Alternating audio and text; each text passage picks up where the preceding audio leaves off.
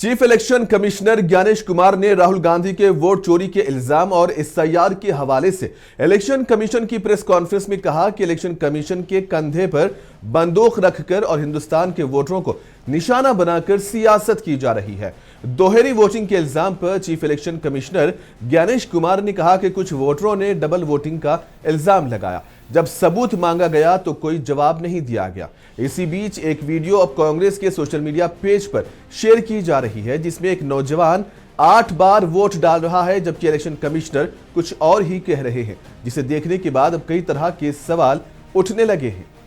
मतदान में जब कोई वोटर वोट करने जाता है और वो बटन दबाता है तो एक ही बार दबा सकता है। छठा वोट छठा